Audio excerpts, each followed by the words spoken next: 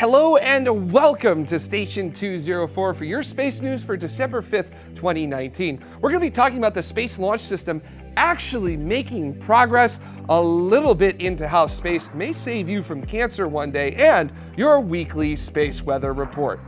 But starting on Earth, unfathomable cost overruns, ridiculous schedule slips, and just outright amateurish mistakes. Those are three valid traits that you can throw at NASA's much bemoaned Space Launch System program. Progress? That is not something that we associate with SLS very often, but we actually can, because recently they did take steps that have moved forward one of the most important parts of a rocket that nobody ever wants to talk about. But you can't fly a rocket without it, and it's the ground support equipment, or what we call GSE. No GSE, no flight. And Pad 39B is no stranger to flight. And with Artemis 1 set to go from it, upgrades to systems were recently tested, with cryogenic liquid hydrogen and liquid oxygen fully flowing. Some of the equipment is new for the Space Launch System, some of it is old from Shuttle, some of it is really old from Apollo, and the test showed that this new, old, and really old systems, well, they all work together extremely well. In case you're wondering, cryogenic liquid oxygen, much more difficult to move than cryogenic liquid hydrogen. You see, liquid hydrogen weighs about 0.2 kilograms per gallon, but liquid oxygen weighs just a little over 4.3 kilograms per gallon. Now, both of those systems were thoroughly tested, both of them worked, and there were no leaks. So, excellent. While all of this was going down at Pad 39B, inside the vehicle assembly building, stacking of mock-ups of the massive solid rocket boosters happened around the clock across 3 shifts, replicating the all-day, all-night timeline for doing so. Training folks on the ground, that's just as important as making sure the equipment on the launch pad works. And progress continues towards Artemis 1, the first deep space test flight of an Orion capsule, which arrived at NASA's Plum Brook test facility, where it now has a rigorous 16-week testing regimen of high and low temperatures, hard vacuum, radiation, and every awful thing that space can throw at it in an attempt to destroy it, as space does. Once testing wraps at Plum Brook, Artemis 1's Orion will move to the Cape, where it will begin to stack on the actual Space Launch System vehicle, and then the launch campaign will begin in earnest. So look for that to be happening sometime in early 2020. And now to talk a little bit about how space can help us here on the ground, here's Jade Kim. One thing we love to cover on this show is just how unfriendly space can be to our fleshy little human bodies. Whether it's tissue degradation or making us more susceptible to that old herpes virus, there are no shortage of cosmic messages yelling, "Hey, you don't belong here!" But it just so happens that space may actually be the answer to eradicating one of the most profound of human ailments, cancer. Scientists led by Dr. Joshua Chow at the University of Technology, Sydney will be sending cancer cells to the International Space Station to see how they react to microgravity. Microgravity seems to work by shutting off cancer cells by disrupting the way they sense each other. See, cancer cells divide uncontrollably, eventually coming together to form a tumor which can then grow large enough to signal the cells to invade other healthy tissues in the body. The tricky part is, we don't know exactly when this happens. Scientists speculate that there must be a way in which cancer cells communicate and sense each other using mechanical forces, which only exist when gravity is present. So, take away the gravity and disorient the cancer? Kind of. When exposed to a microgravity environment here on Earth, up to 90% of the cancer cells tested were disabled, meaning they either died or floated off. Amongst those tested were ovarian, breast, nose, and lung cancers, some of the most aggressive types. The next step is to test out this experiment in actual space, which will happen early next year.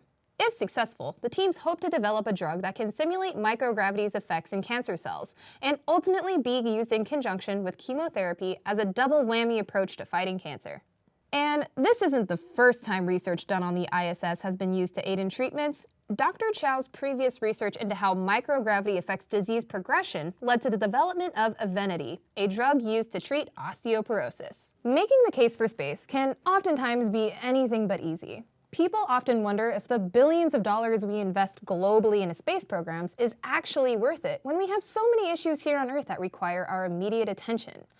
Dr. Chow's research illustrates that well-funded space programs can lead to vital research that can literally save millions of lives. Absolutely fascinating work that they're doing up there. Now, cancer can be caused by radiation.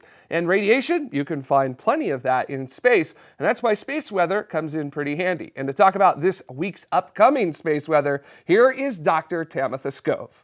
Space weather this week continues to be a bit on the quiet side. As we flip to our front side sun, you can see a couple bright regions that have been rotating through the Earth view, but they've been fizzling as they've been rotating. We also have one that is a high latitude region that was beginning to rotate into Earth view. It fired off a few mini flares and then a solar storm, and then it fizzled. This was most likely a solar cycle 25 sunspot, what we'll never be able to know because it died before it came into view.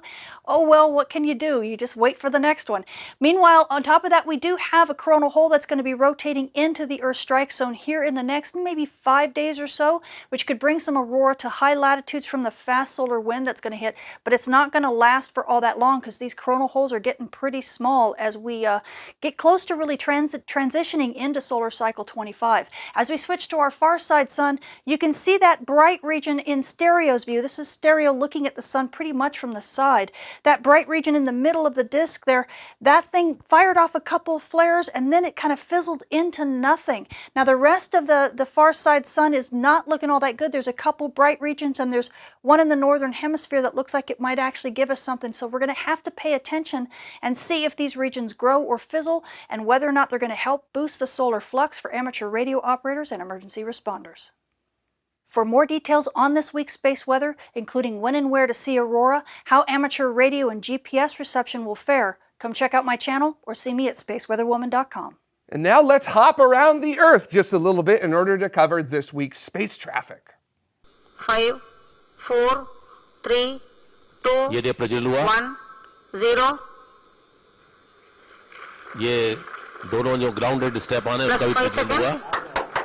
Starting in India at the Satish Dhawan Space Center, an India Space Research Organization Polar Satellite Launch Vehicle lifted off the pad on November 27th at 03:58 Universal Time.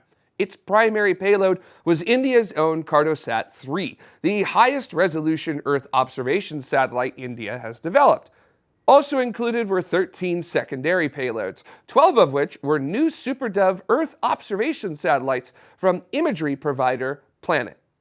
Back to China as they continue to absolutely bury everyone in the dust with their end-of-year launch cadence, with a Long March 4C setting off from the Taiyuan Space Center on November 27th at 23:52 Universal Time. It successfully deployed Gaofen 12, a radar observation satellite that provides a resolution of 1 meter or better in all conditions. And here are your upcoming departures.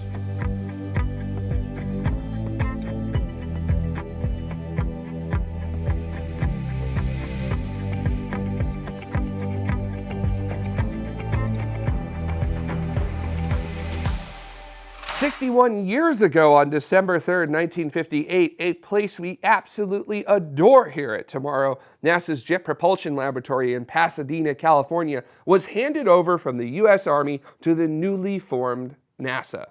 Originally started in 1936 as an aerospace research group, not many folks know that JPL was acquired by the U.S. Army and then used as a weapons development facility, producing some of the earliest rockets and guided missile systems. After changing the National Advisory Committee for Aeronautics into the modern National Aeronautics and Space Administration, so did operational ownership of JPL change from the U.S. Army to NASA. JPL, born of weapons, but now shooting for the stars. And just a reminder to set your alarms now, our final live show of 2019 will be next Saturday, December 14th at 1800 Universal Time. We'll be having one of our famous roundtables about everything that happened in spaceflight in 2019 and a look over the horizon at what's happening in 2020. Make sure to tune in live so you can get your own questions answered and let us know what you're looking forward to the most in 2020. And of course, we want to give a huge thank you to all of the citizens of Tomorrow. Without your help, we wouldn't be able to make any of this possible. No news, no live shows, and no letting off steam. So if you got something from us and would like to give something back, you can head on over to youtube.com/TMRO/join. And as always, hitting that subscribe and notification button, liking, sharing, and getting us in front of as many of your friends as possible helps us pursue that core of our mission to get everybody excited about space. And that wraps up your space news for December 5th, 2019. Until the next one, remember, keep exploring.